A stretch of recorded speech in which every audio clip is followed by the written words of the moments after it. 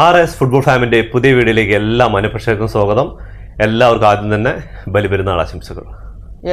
ഞങ്ങൾ ഇന്നലെ ഇവിടെ ആഘോഷിച്ചു. ഇപ്പോൾ നാട്ടിലാണ് എല്ലാവർക്കും. അപ്പോൾ നാട്ടിലുള്ള എല്ലാവർക്കും പെരുന്നാൾ ആശംസകൾ നേർന്നുകൊണ്ട് നമ്മൾ തുടങ്ങാണ് ഇന്നത്തെ വീഡിയോ. എന്ന് പറഞ്ഞാൽ നമ്മൾ സംസാരിക്കാൻ പോകുന്ന വിഷയം എന്ന് പറഞ്ഞാൽ വേൾഡ് കപ്പ് വണ്ടേഴ്സ്. വേൾഡ് കപ്പിനെ കുറിച്ചുള്ള നമ്മൾ പുതിയ വേൾഡ് കപ്പ് 2026 ഇനി ഏതാനും ദിവസങ്ങൾ മാത്രമേ വേൾഡ് കപ്പിന് ഒടുക്കുള്ളൂ. അപ്പോൾ അതിനെക്കുറിച്ചുള്ളൊരു അതിനെക്കുറിച്ച് ചർച്ചയാണ്. അതേപോലെ തന്നെ നമുക്ക് ഇതിന് മുമ്പുണ്ടായിരുന്ന 4 വർഷം മുമ്പ് നടന്ന ആ വേൾഡ് കപ്പിൽ ഞങ്ങൾക്കുണ്ടായ അനുഭവങ്ങളും ഞങ്ങൾ എന്താ പറയുക ആ ഒരു വേൾഡ് കപ്പിലൂടെ കടന്നുപോയ നിമിഷങ്ങളൊക്കെ ഒന്ന് നമുക്ക് റീക്രിയേറ്റ് അല്ല അതിനെക്കുറിച്ചൊരു ചർച്ച എന്ന രീതിയിൽ നമ്മൾ സംസാരിക്കാൻ പോവാണ്. അപ്പോൾ ആദ്യം തന്നെ എന്താണ് ഈ ഒരു വേൾഡ് കപ്പ് തുടങ്ങാൻ ഇനി ദിവസങ്ങൾ മാത്രമേ ഉള്ളൂ. നാട്ടിൽ ഇപ്പോഴാണ് ഫ്ലെക്സുകളൊക്കെ വെക്കാൻ തുടങ്ങിയതും ആരവങ്ങളൊക്കെ തുടങ്ങിയിട്ടുള്ളൂ. ഹൈപ്പ് ലാസ്റ്റ് വേൾഡ് കപ്പിനെ പോലെ ഇല്ല എന്നാണ് നിങ്ങൾ പറഞ്ഞു തരുന്നത്. അതെ, എന്താ കാരണം എന്ന് പറഞ്ഞാൽ ലാസ്റ്റ് വേൾഡ് കപ്പ് എന്ന് പറഞ്ഞാൽ ഖത്തറിലായിരുന്നു. ഇത് അമേരിക്കയിലാണ് കിടക്കുന്നത്. അമേരിക്ക എന്ന് പറഞ്ഞാൽ ഒരുപാട് ദൂരമായതുകൊണ്ടാണെന്ന് അറിയില്ല.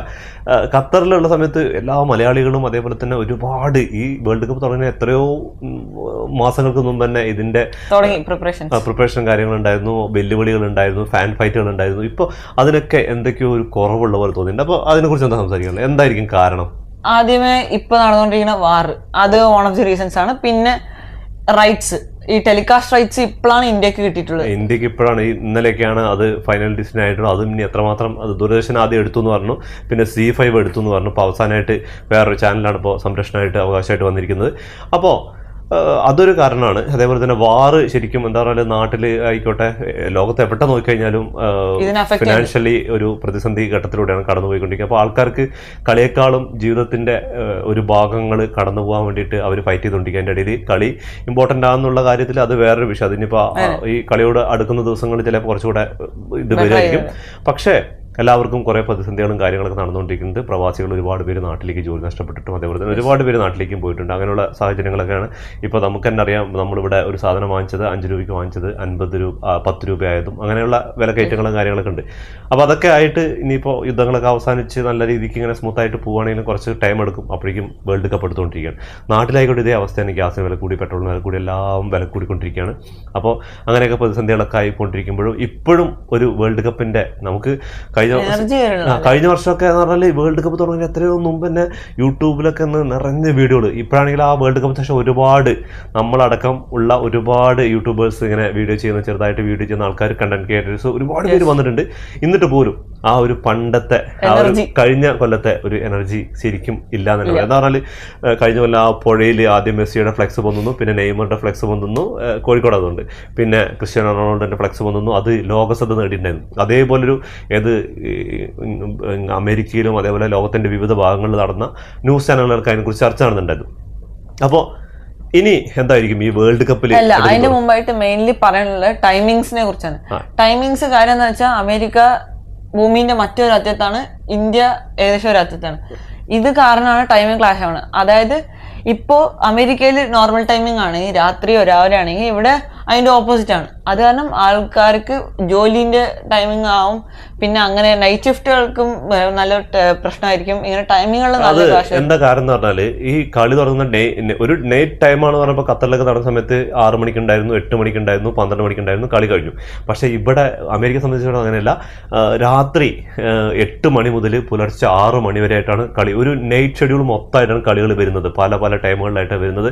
അപ്പോൾ നമ്മുടെ ഇഷ്ടപ്പെട്ട ടീമുകളുടെ കളി കാണാൻ ചില സമയത്ത് ഏറ്റവും അതിരാവിലെ 5 മണിക്കും 4 മണിക്കൊക്കെ കാണേണ്ടി വരും. അതേപോലെ തന്നെ ടെലികാസ്റ്റിനും ഈ പ്രശ്നം എന്താണെന്ന് പറഞ്ഞാൽ ആരും ഈ വലിയൊരു തുകയ്ക്കാണ് ടെലികാസ്റ്റ് എടുക്കുന്നത്. അപ്പോൾ ഇത് എത്രമാത്രം ഈ ഫുട്ബോൾ പ്രേമികൾ കാണും, എത്രമാത്രം ഇവർക്ക് ഇതിൽ നിന്ന് വരുമാനം ഉണ്ടാക്കാൻ പറ്റുന്നുള്ള ആ ഒരു ഇതിലാണ് ഇതുവരെ ഏത് ചാനലുകാരും ഇതിലോട്ട് ഇത് ചെയ്യാതെ. എന്താ കാരണം എന്ന് പറഞ്ഞാൽ പല ടൈമിലും പല കളികൾ. ഇതിന് 2022 അതിന് മുമ്പുള്ള 2018 14 വേൾഡ് കപ്പ് നോക്കിക്കഴിഞ്ഞാൽ ഒരു ടൈം ഷെഡ്യൂൾ ഉണ്ടായത്. ഒരു 6 മണി മുതൽ വൈകിട്ട് ഒരു 6 മണി മുതൽ 12 മണി, ഇതാണ് ടൈം. 6, 8, 12 ഇങ്ങനെയുള്ള ടൈമുകളിലായിരുന്നു. ഇത് രാത്രി നമ്മുടെ ഇന്ത്യൻ സമയം ഒരു 10 മണിക്ക് മുതൽ രാവിലെ ഇന്ത്യൻ സമയം 7:30, 8 മണിക്ക് വരെയൊക്കെ നടക്കുന്നുണ്ട് ഈ സംഭവങ്ങൾ. അപ്പോൾ അതൊക്കെ കൊണ്ടാണ് ടെലികാസ്റ്റുകാരും എടുക്കാൻ. എന്താ പറഞ്ഞാൽ ഇവർക്ക് പൈസ ഇപ്പോൾ 10 കോടി കൊടുത്ത് എടുക്കണം പറഞ്ഞാൽ അതിലൊരു 15 കോടി അല്ലെങ്കിൽ 30 കോടി ഉണ്ടാക്കണം. അത് ഈ ആൾക്കാർ കാണാൻ ഉണ്ടാവില്ല എന്നുള്ള ഒരു കാര്യം കൊണ്ട് തന്നെ ആയിരിക്കും ഇത്രയും ലേറ്റ്. അതേപോലെ തന്നെ ഒരുപാട് പ്ലെയേഴ്സിന്റെ പരിക്കുകൾ ഒരുപാട് പേര്. പക്ഷെ ഓരോ സ്ക്വാഡ് നോക്കിക്കഴിഞ്ഞാൽ ഡെപ്ത് ഉണ്ട്. സ്ക്വാഡ് ഡെപ്ത് ഉള്ളതുകൊണ്ട് ഇപ്പോൾ ഇംഗ്ലണ്ടിന്റെ ടീം പ്രഖ്യാപിച്ചപ്പോൾ ആരൊക്കെ ഇല്ലാത്തതെന്ന് കണ്ടോ? അതേപോലെ തന്നെ ഇതുവരെ അർജന്റീനയുടെ സ്കോഡ് പ്രഖ്യാപിച്ചിട്ടില്ല. അതേപോലെ ഫ്രാൻസിന്റെ സ്കോഡ് നോക്കിക്കഴിഞ്ഞാൽ ഒരു വീട്ടിൽ താരങ്ങൾ പുറത്തിരിക്കുന്നുണ്ട്. അതേപോലെ തന്നെ ഇംഗ്ലണ്ടിന്റെ സ്കോഡ്, അതേപോലെ തന്നെ പോർച്ചുഗലിന്റെ സ്കോഡ്, അതേപോലെ തന്നെ ബ്രസീലിന്റെ സ്കോഡ് പ്രഖ്യാപിച്ചു. നെയ്മർ ജൂനിയർ തിരിച്ചു വന്നു. അതൊക്കെ വലിയ കാര്യമാണ്. എന്നിട്ടും എന്തുകൊണ്ടാണ് ഈ ആരവങ്ങൾ ഇപ്പോഴും തുടങ്ങുന്നത്? അതെന്തായാലും കളി തുടങ്ങുമ്പോൾ ഒരു സെറ്റായി വരുന്നൊക്കെ വിചാരിക്കുന്നുണ്ട്. പിന്നെ കുറേ പേര് കഴിഞ്ഞ വർഷം ഖത്തറിലൊക്കെ ആയിരുന്നപ്പോൾ ഖത്തറിൽ പോയി കളി കാണാനൊക്കെ അവസരം ഉണ്ടായിരുന്നു. അതേപോലെ അമേരിക്കയിൽ പോലെ കുറച്ച് ടാസ്ക്കാണ്. ഖത്തറിലുള്ള സമയത്ത് ഒരുപാട് ഈ ഗിവ് അവേയും കാര്യങ്ങളൊക്കെ ആയിട്ട് ഒരുപാട് പേര് നടത്തിയിട്ടുണ്ടായിരുന്നു. പക്ഷെ നമുക്കും ആ ഒരു കാണാൻ പോകാൻ യു എയിലുണ്ടായിട്ട് ഖത്തറിൽ പോയിട്ട് കാണാൻ പറ്റാത്തൊരവസരം ഉണ്ടായിരുന്നു. ഇനി ഇങ്ങനെ ഒരു സുവർണാവസരം ഏഷ്യയിൽ ഏതെങ്കിലും രാജ്യങ്ങളിൽ വരുമ്പോൾ കാണാൻ പറ്റുമെന്ന് വിചാരിക്കാം. അപ്പോൾ പഴയ ഓർമ്മ നമുക്ക് 2022 പോവാം. 22 എന്താണ് നിന്റെ ഒരു ഇത്? അങ്ങനെ ആദ്യമായിട്ട് അർജന്റീന കളിക്ക് ഇറങ്ങുന്നു. വേൾഡ് ചാമ്പ്യന്മാരെ 3ാമത്തെ ട്രോഫി അടിച്ചു ആ വേൾഡ് കപ്പിൽ. ആദ്യത്തെ കളി സൗദി വേഴ്സസ് അർജന്റീന, 2-1 അർജന്റീന തോൽക്കുന്നു. ഇതിനു മുമ്പ് ഞാനൊരു കാര്യം പറയട്ടെ. എനിക്കിതിൽ ഭയങ്കര രസകരമായ കാര്യം എന്ന് പറഞ്ഞാൽ, ഞാൻ വേൾഡ് കപ്പ് തുടങ്ങുന്നതിന് 1 മാസം മുമ്പ് നാട്ടിലേക്ക് എൻ്റെ ബ്രദർ പോകണ്ടായിരുന്നു. ആ സമയത്ത് ഞാൻ ബോണ്ടി ചോക്ലേറ്റ് ഇത് 2 ബോക്സ് വാങ്ങിച്ച് നാട്ടിലേക്ക് കൊടുത്തിട്ടുണ്ടായിരുന്നു. ബോണ്ടി ചോക്ലേറ്റ് കളർ അറിയില്ല, നീലയും വെള്ളയും കളറിന് ആ ഒരു അർജന്റീന ജേഴ്സിയുടെ കളർ. ഇത് എന്നിട്ട് ഞങ്ങൾ ഫൈനലി വിജയിച്ചപ്പോൾ ഞാൻ ഉമ്മാനോട് പറഞ്ഞ് ഇത് എടുത്തു വെക്കാം, ഇത് ഞാൻ ഒരാൾ വരും അപ്പോൾ കൊടുത്താൽ മതി, അതുവരെ തുറക്കരുത് പറഞ്ഞു. അങ്ങനെ 2 മാസത്തോട് 2-2.5 മാസങ്ങൾക്ക് ശേഷമാണ് ഈ ഫൈനൽ നടക്കുന്നത്, ഈ സാധനം നാട്ടിലെത്തിയിട്ട്. അങ്ങനെ ഫൈനൽ ദിവസം വിജയിച്ചപ്പോൾ നമ്മുടെ കസിനായ ഒരു ബ്രസീൽ ഫാൻസിനെ കൊണ്ടാണ് ഈ സാധനം കൊണ്ടുപോയിട്ട് ക്ലബ്ബിൽ കൊടുക്കുന്നത്. ക്ലബ്ബിൽ കൊടുക്കുമ്പോൾ അവർക്ക് നെട്ടിപ്പോയി ഈ നീലി വെള്ളി ജേഴ്സി ഇതുള്ള ഒരു ചോക്ലേറ്റ് കണ്ടിട്ട്. അങ്ങനെ ഒരു മറക്കാത്തൊരു അനുഭവമായിരുന്നു ഉണ്ടായിരുന്നത്. അത് എനിക്ക് ഓർമ്മയില്ലേ കൊടുത്തിട്ട്? എനിക്ക് നല്ലോണം ഓർമ്മയുണ്ട്. അങ്ങനെ ആദ്യത്തെ കളി സൗദിന്റെ ഒപ്പം അല്ലേ, സിമ്പിളായിട്ട് ജയിക്കാമല്ലോ എന്ന് വിചാരിച്ച് കളി കാണാനിരുന്നപ്പോഴാണ് അവസാനിച്ചപ്പോ അർജന്റീന 2-1 തോൽക്കുന്നു. 2-1 തോൽക്കുന്ന പറഞ്ഞാൽ അതും എത്ര ഓഫ് സൈഡുകളും കാര്യങ്ങളൊക്കെ നിറഞ്ഞ് ആകെ നെട്ടിപ്പോയി കിളി പാറിയ പോലത്തെ ഒരു അവസ്ഥ. ഫാൻസുകാരും ഞാനൊക്കെ അറിയാത്ത ഇത് എനിക്കൊക്കെ ട്രോളുകൾ മെസ്സേജ് ചറപറപറാന്ന് വന്നുകൊണ്ടിരിക്കുക. എന്താ പറയുക, അത്രയും സ്റ്റാറ്റസുകളും കാര്യങ്ങളൊക്കെ ഇട്ടിട്ട് എല്ലാവരോടും വെല്ലുവിളിച്ച് ഇങ്ങനെ നടന്നുകൊണ്ടിരിക്കുന്ന സമയത്താണ് ഇങ്ങനെ തോൽവി, നെട്ടിച്ച തോൽവി. അപ്പൊ ഇങ്ങനെ മെസ്സേജുകൾ വന്നുകൊണ്ടിരിക്കുന്നുണ്ട്. അത് കണ്ടിട്ട് ആകെ വൈകിട്ട് കിളി പാറി പോലെ. ഗ്രൂപ്പിലൊക്കെ നമ്മുടെ അർജന്റീന ഫാൻസിന്റെ ഗ്രൂപ്പിലൊക്കെ ഭയങ്കരമായിട്ട് ടീമിനെതിരെ ട്രോളുകളൊക്കെ വന്നുകൊണ്ടിരിക്കുകയാണ്. അപ്പോൾ ഒരു കാര്യം എനിക്കിപ്പോഴും ആ ഒരു വേർഡ് എനിക്കിപ്പോഴും ഞങ്ങളുടെ ഗ്രൂപ്പിലുള്ള എല്ലാവർക്കും ഓർമ്മയുണ്ട്. സാലി എന്ന് പറഞ്ഞാൽ നമ്മുടെ ഗ്രൂപ്പ് അഡ്മിൻ ഉണ്ട്. ഈ ചങ്ങായി പറഞ്ഞു ഒരു ഡയലോഗ് ഉണ്ട്, നിങ്ങളെല്ലാവരും ഇപ്പോൾ ടീമിനെ എഴുത്തള്ളിയാലും ഞാൻ ഒരു കാര്യം പറയാം, ഇത് അർജന്റീനയുടെ അവസാന തോൽവിയാണ്, അതേപോലെ തന്നെ സൗദി അറേബ്യയുടെ അവസാന വിജയമാണ്. ഈ വേൾഡ് കപ്പ് നമ്മൾ അടിക്കും. ഈ ഡയലോഗ് ഞങ്ങൾ വേൾഡ് കപ്പ് കഴിഞ്ഞപ്പോൾ ആ ഫൈനൽ വിസിൽ മുഴങ്ങി വേൾഡ് കപ്പ് ചുംബിച്ചു. ഞങ്ങൾക്ക് ഈ ഡയലോഗ് ഇങ്ങനെ തലയിൽ കൂടെ കറങ്ങിക്കൊണ്ടിരിക്കുക. എന്താ പറഞ്ഞാൽ ആരും പ്രതീക്ഷിച്ചില്ല ഫസ്റ്റ് കളി തോറ്റു കഴിഞ്ഞ് നിൽക്കുന്ന സമയത്ത് എല്ലാവരും, ഞാനടക്കമുള്ള എല്ലാവരും അതെ അർജന്റീന എന്ന് പറയുന്ന ടീമിനെ വിമർശിച്ചുകൊണ്ടിരിക്കുകയാണ്. അതിൻ്റെ ഇടയിലാണ് ഈ ചങ്ങായി വന്ന് പറയുന്നത്. അത് വല്ലാത്തൊരു അനുഭവമാണ്. അതിനുശേഷമുള്ള ചിലപ്പോൾ ആ ഫസ്റ്റ് കളി ജയിച്ചിരുന്നെങ്കിൽ ചിലപ്പോൾ വേൾഡ് കപ്പ് കിട്ടില്ലായിരിക്കും. എന്താ പറഞ്ഞാൽ പിന്നെ ആ വിജയത്തിന്റെ ഉണ്ടാവില്ല. എന്താ പറഞ്ഞാൽ അത്രയും വിജയിച്ചിട്ട് വരുന്ന ഒരു എത്രയോ കളി വിജയിച്ച് വരുന്ന ആ ഒരു കളിക്കാണ് എൻ്റെ വരുന്നത്. അപ്പോൾ അതിനുശേഷം മെസ്സിയും പറയുന്നുണ്ട് ഈ ടീം നിങ്ങളെ നിരാശപ്പെടുത്തില്ല എന്ന്. അങ്ങനെ കളി കാണാൻ തുടങ്ങി. അടുത്ത കളി ഓരോ കളി ഫൈനലിലേക്ക് എത്താൻ മെക്സിക്കോ ആയിട്ടുള്ള കളി, ഇടയ്ക്ക് ഒരു കളി തോക്കുന്നു വിചാരിച്ച് കഴിഞ്ഞു എന്ന് വിചാരിച്ച കളിയുണ്ട്. ഏതാ? മെക്സിക്കോ ആയിട്ട് അല്ല, പോളണ്ട് അല്ല. അത് കഴിഞ്ഞു, അത് ഗ്രൂപ്പ് സ്റ്റേജ് ആണ്. അത് കഴിഞ്ഞിട്ട് പിന്നെ നെതർലാൻഡ് ആയിട്ട് സെമിഫൈനലില് 2-2 സമനിലയിൽ നിൽക്കുമ്പോഴാണ് ആരും വിചാരിച്ചില്ല ആ ഫ്രീ കിക്ക് അടിയിൽ കൂടെ വിട്ട്. ഞാനത് മറക്കാൻ പറ്റാത്തൊരു ഫ്രീ കിക്ക്. ഞാനൊക്കെ അർജന്റീന കളി പോയി എന്ന് പറഞ്ഞിട്ട് നിൽക്കുന്ന ഒരു സമയമായിരുന്നു. പക്ഷെ അവിടെയാണ് നമ്മുടെ ഡിബു പറയുന്ന ഗോൾ കീപ്പറിന്റെ രക്ഷകനായിട്ട് ഫൈനലിലും സെമിഫൈനലിലും വന്ന. ഫൈനലിൽ അതിനേക്കാളും ത്രില്ലിംഗ് ആയിട്ട് ഒരു എന്താ പറഞ്ഞാല് ഒരു 74 മിനിറ്റ് വരെ മുന്നിൽ നിന്ന അർജന്റീന 2-0. അത് ഗംഭീര കളി, ചിത്രത്തിലേ ഇല്ല ഫ്രാൻസ്. അങ്ങനെ ഇരുന്ന് കളി കൊണ്ടിരിക്കും. ഞാനും നീയും റേഷ്യോ നമ്മൾ 3 കൂടി ഇരുന്നിട്ട് ഇവിടെ ഇരുന്നിട്ട് കളിയാണ്. ഈ ഒരു മൂമെന്റിൽ ഇവിടെ ഈ സ്ഥലത്ത് ഈ സോഫയുടെ താഴെ വെച്ചിരുന്നിട്ട് കണ്ടിട്ട് 3 അർജന്റീന ജയിച്ചിട്ട് അല്ലേ. അത് വല്ലാത്തൊരു വൈബായിരുന്നു. എന്നിട്ട് കളി ഇങ്ങനെ പോയിക്കൊണ്ടിരിക്കുക. 74 മിനിറ്റ് നമ്മൾ ജയിച്ചു എന്നൊക്കെ വിചാരിച്ച് സിമ്പിൾ ആയിട്ട് ഫ്രീ ആയിട്ട് റിലാക്സ് ആയിട്ടിരിക്കുകയാണ്. അത് എത്രയും പെട്ടെന്ന് 90 മിനിറ്റ് ആവണമെന്ന് പറയുമ്പോഴാണ് ഡിമറിയനെ സബ്സ്റ്റിറ്റ്യൂട്ട് ചെയ്യുന്നത്. അവിടെ നിന്നാണ് ടേണിംഗ് പോയിന്റ് ആവുന്നത്. അല്ലാണ്ട് എംബാപ്പയുടെ ഗോൾ അല്ല സബ്സ്റ്റിറ്റ്യൂട്ട്. അവിടെ ടേണിംഗ് പോയിന്റ് ആവുന്ന ഡിമറിയയുടെ സബ്സ്റ്റിറ്റ്യൂട്ട്. അത് എല്ലാ ചരിത്രം നോക്കിക്കഴിഞ്ഞാൽ എല്ലാ അർജന്റീനിയൻ ടീമിന്റെ കോച്ചുമാര് ചെയ്യുന്ന ഒരു മിസ്റ്റേക്കാണ്. ബിഗ് മിസ്റ്റേക്ക് എന്ന് പറഞ്ഞാൽ അല്ലെങ്കിൽ ഡിമറിയെ ബെഞ്ചിലിരുത്താം. ഡിമറിയുടെ കാര്യം മാത്രമല്ല, ഇതിനു മുമ്പ് റിക്വൽമി, അതേപോലെ ഒരുപാട് വേൾഡ് കപ്പുകളിൽ ഒരുപാട് കോച്ചുമാർ അർജന്റീനയ്ക്ക് എന്താ പറഞ്ഞാൽ നിർണായക സമയത്ത് ആ കളി നിയന്ത്രിച്ചുകൊണ്ടിരിക്കുന്ന ഒരാൾ. എന്താ പറഞ്ഞാൽ ഡിമറി ആ വിങ്ങിലൂടെ കളിച്ചുകൊണ്ടിരുന്നപ്പോൾ അവിടെ അക്ഷരാർത്ഥത്തിൽ ഫ്രാൻസ് ഒന്നുമില്ലാതായിരുന്നു. അതിനുശേഷമാണ് എംബാപ്പെ ആ വിങ്ങിലൂടെ കളി തുടങ്ങിയത്. അതിനുശേഷം 2 ഗോൾ അടിക്കുന്നു, പിന്നെ എക്സ്ട്രാ ടൈമിലാവുന്നു, 3-2 ആവുന്നു, പിന്നെ 3-3 ആവുന്നു, പെനാൾട്ടി ഷൂട്ട് ഔട്ട് ആവുന്നു. ഇങ്ങനെ ഒരു വേൾഡ് കപ്പ് ഫൈനൽ ജീവിതത്തിൽ കണ്ടിട്ടുണ്ടാവില്ല. ഇനി കാണാൻ പോകുന്നറിയില്ല സത്യമായിട്ട്. അതിനുശേഷം പിന്നെ കുറെ ഇതൊക്കെ ഉണ്ടായിരുന്നു, കോൺട്രവേഴ്സിയും കാര്യങ്ങളൊക്കെ ഉണ്ടായിരുന്നു, പെനാൽറ്റിയും അതും ഇതൊക്കെ ആയിട്ട്. പക്ഷേ വേൾഡ് ചാമ്പ്യന്മാരായിട്ട് അർജന്റീന നീണ്ട എത്രയോ വർഷങ്ങളുടെ കാത്തിരിപ്പായിരുന്നു അർജന്റീന ഫാൻസ്. അങ്ങനെ എന്താ പറയാ, ആ ഒരു കരഞ്ഞ നിമിഷമൊക്കെ ഓർമ്മയുണ്ട്. അവിടുന്ന് വീഡിയോ ഒക്കെ എടുത്തിട്ട് അങ്ങനെ ഒരു കോപ്പ അമേരിക്ക കിട്ടിയിട്ട് ഫ്രഷ് ചാമ്പ്യന്മാരായിട്ട് വന്ന ഒരു ടീം സൗദി പൊട്ടിക്കാന്ന് വെച്ചാ അവിടെ നിന്നാണ് ടേണിംഗ് പോയിന്റ്. ആ ഒരു സൗദി ആയിട്ടുള്ള തോൽവിയാണ്. അതും എന്താ പറയാ, വേറിസ് മെസ്സി ഇത് ഭയങ്കരമായിട്ട് എന്താ പറയാ ഹൈലൈറ്റ് ആയി വൈറലായ ഒരു ഇതാണ് വേറിസ് മെസ്സി. പിന്നെ മോനെ അവർക്ക് തിരിച്ചു കൊടുക്കുന്ന പരിപാടിയായിരുന്നു വേറിസ് മെസ്സി ആ വേൾഡ് കപ്പ് പൊക്കിയിട്ട്. എന്റെ പൊന്നോ, അതൊന്നും മറക്കാൻ പറ്റാത്ത മുഹൂർത്തങ്ങളാണ്. ഞാൻ ഇതുവരെ നിങ്ങൾ അർജന്റീന കളി മിസ്സാക്കണം, അർജന്റീന ബാർസലോണ കളി മിസ്സാക്കണം കണ്ടിട്ടില്ല. അത് പരമാവധി എത്ര രാത്രി ആണെങ്കിലും രാവിലെ ആണെങ്കിലും ഞാൻ ഇരുന്ന കളി കാണും. അതില് എന്തെന്നെ മെസ്സി ഉണ്ടോ ഇല്ല എന്നല്ല, ബാഴ്സയുടെ കളി ഇപ്പോഴും ഫോളോ ചെയ്യുന്നുണ്ട്, അതേപോലെ തന്നെ അർജന്റീനയുടെ കളി ഇപ്പോഴും ഫോളോ ചെയ്യുന്നുണ്ട്. അത് ആരുണ്ടോ ഇല്ലെന്നല്ല, ആ ഒരു ടീമിനോട് എന്ന് പറഞ്ഞാൽ ഒരുപാട് ടീമുകളൊന്നും നമ്മുടെ പാഷനില്ല. നമുക്ക് ആ ഒരു ടീം അർജന്റീന, അതേപോലെ ബാഴ്സലോണ, ഇന്ത്യൻ ടീം, KKR, ഈ 4 ടീമുകളോടാണ്. പിന്നെ കേരള ബ്ലാസ്റ്റേഴ്സും. അപ്പോ അങ്ങനെയാണ്. അപ്പൊ നിങ്ങൾ ഇതുവരെ മിസ്സാക്കിയ കളി കുറെ ഉണ്ടാവും, ചിലപ്പോ ഉണ്ടാവില്ല. ഇല്ല, മിസ്സാക്കിയ കളി എന്ന് പറഞ്ഞാല് എനിക്ക് പറയാൻ പറ്റുകയാണെങ്കിൽ 1-2 മുമ്പ് എപ്പോഴും ഓർമ്മയില്ലാത്ത, പക്ഷെ മെയിൻ ആയിട്ട് മിസ്സായല്ലോ എന്ന് പറഞ്ഞാല് നമ്മള് നന്നായിട്ട് ഈ അർജന്റീനയുടെ കളിയൊക്കെ നമ്മൾ കണ്ട് എല്ലാ വേൾഡ് കപ്പ് യോഗ്യതാ മത്സരങ്ങളും അതേപോലെ വേൾഡ് കപ്പ് മത്സരങ്ങളും എല്ലാം കാണാൻ തുടങ്ങിയ ശേഷം എനിക്ക് മിസ്സായത്, നിനക്ക് ഓർമ്മ ഉണ്ടാവാൻ ചാൻസ് കുറവാണ്. എന്താ കാരണം, നീ അപ്പൊ 1 വയസ്സോ 1.5 വയസ്സോ 2 വയസ്സിന്റെ അടുത്താണ് 2014 വേൾഡ് കപ്പില് ഫൈനലിൽ ജർമ്മനിക്കെതിരെ കളിയാണ്. അതിന്റെ തലേദിവസം നോമ്പ് സമയത്താണ് ഈ കളി നടക്കുന്നത്. ആ സമയത്ത് നോമ്പ് സമയത്താണ് തോന്നുന്നുണ്ട്. അങ്ങനെ അവക്കാഡോ ജ്യൂസ് കുടിച്ചിട്ട് രാത്രി കുടിച്ചു. പിറ്റേ ദിവസം രാവിലെ എണീക്കുമ്പോൾ തന്നെ 2 ആൾക്കും നല്ല ഇൻഫെക്ഷനായി, ആകെ പ്രശ്നമായി, ഫുഡ് പോയ്സണായി. അങ്ങനെ ഹോസ്പിറ്റലൈസ്ഡായി. വൈകിട്ട് വീടൊക്കെ എത്തി. അങ്ങനെ കിടക്കാണ്. കളിയുള്ളതൊക്കെ അറിയും, പക്ഷെ എണീക്കാനുള്ള സിറ്റുവേഷൻ ഒന്നും അല്ല.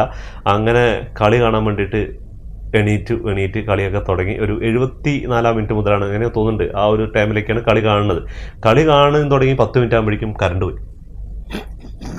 പോയി പറഞ്ഞാൽ വിശ്വസിക്കുമോ? എന്താ പറഞ്ഞാൽ UAE പറയുന്ന ഒരു രാജ്യത്ത് ഇവിടെ കറണ്ട് പോകുന്ന പരിപാടി ഇല്ലാത്ത സ്ഥലമാണ്. അങ്ങനെ കറണ്ട് പോയിട്ട് കളി കാണാൻ വേണ്ടിയിട്ട് എങ്ങനെയൊക്കെയോ വെള്ളമൊക്കെ കുടിച്ച് പുറത്തേക്ക് ഇറങ്ങി നമ്മുടെ വീടിൻ്റെ 2 ബിൽഡിംഗ് ആയിട്ട് ആ ഒരു റെസ്റ്റോറൻറ്റിൽ, അറബിക് റെസ്റ്റോറൻറ്റ് ഉണ്ട്, അവിടെ കളി എപ്പോഴും ഉണ്ടാവും. പുറത്ത് നോക്കുമ്പോൾ നമ്മുടെ ലൈന്, ആ സ്ട്രീറ്റിലെ ഈ ലൈന് മൊത്തം കറണ്ടില്ല. പിന്നെ ക്രോസ് ചെയ്ത് അപ്പുറത്ത് എവിടെയെങ്കിലും പോയി കാണാനുള്ള ഇതിലൊന്നും ഇല്ല. ഞാൻ അങ്ങനെ റൂമിലേക്ക് വന്ന് കുറച്ച് നേരം ഇങ്ങനെ ഇരുന്ന് നോക്കുമ്പോൾ കുറച്ച് കഴിഞ്ഞ് കറണ്ട് കഴിഞ്ഞപ്പോൾ എക്സ്ട്രാ ടൈമിലേക്ക് കളി നീണ്ടുകൊണ്ടിരിക്കും. 110 മിനിറ്റിൽ എങ്ങനെയാണ് കറണ്ട് വന്ന് ഇങ്ങനെ കളി കണ്ടുകൊണ്ടിരിക്കാൻ തുടങ്ങി കുറച്ച് നേരം 107 മിനിറ്റിൽ ഇങ്ങനെ കറണ്ട് വന്നു. അതൊക്കെ ഇപ്പോഴും കറക്റ്റായിട്ട് ഓർമ്മയുണ്ട്. അങ്ങനെ കളി കാണാൻ തുടങ്ങിയ ആ ഒരു ഗോഡ്സൻ്റെ ആ ഒരു ഗോള്, ഏറ്റവും മോനെ ആ ഗോള് വന്നു. പിന്നെ അതിനുശേഷം അർജന്റീനയ്ക്ക് കിട്ടിയ ചാൻസുകൾ, അതൊക്കെ കൂടി മെസ്സിയുടെ അവസാനത്തെ ആ ഒരു പെനാൽറ്റി ബോക്സിന് മുകളിൽ കൂടെ പോയൊരു സാധനം, അങ്ങനെയൊക്കെ നോക്കി മൊത്തത്തിൽ കളി വിസിൽ വിഴുങ്ങി. എന്താ പറഞ്ഞാൽ വിശ്വസിക്കാനാവാതെ എന്തോ ഒരു അവസ്ഥ. എന്താ അവസ്ഥ എന്ന് പറഞ്ഞാൽ, ഒന്നാമത്തെ ടയർഡ്, മൊത്തത്തിൽ ഛർദിയും ലൂസ് മോഷനും കാര്യങ്ങളൊക്കെ ആയിട്ട് ആകെ സീനായിട്ട് ഇരിക്കുന്ന സമയം. അതിൻ്റെ ഇടയിൽ കൂടെ ഈ ഒരു ഷോക്കും കൂടി ആയപ്പോൾ അങ്ങനെ പോയി കിടന്നതാണ്. പിറ്റേ ദിവസം ഉച്ചയ്ക്ക് 1 മണിക്ക് അങ്ങനെ എണീച്ചത്.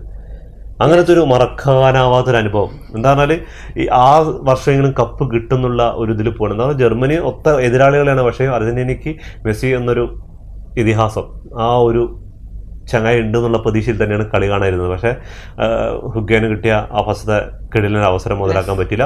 അങ്ങനെ പിന്നെ ഒരു ഗോൾ സ്കോർ ചെയ്യുന്നത് അത് ഓഫ് സൈഡ് ആയിപ്പോയി. അങ്ങനെയുള്ള അതാണ് എൻ്റെ ജീവിതത്തിൽ അർജന്റീനയുടെ ഇമ്പോർട്ടൻ്റ് ആയിട്ടുള്ള മാച്ചുകളിലൊന്നും കാണാതെ വിട്ടുപോയത്. അത് അർജന്റീന പരാജയപ്പെടുത്തി.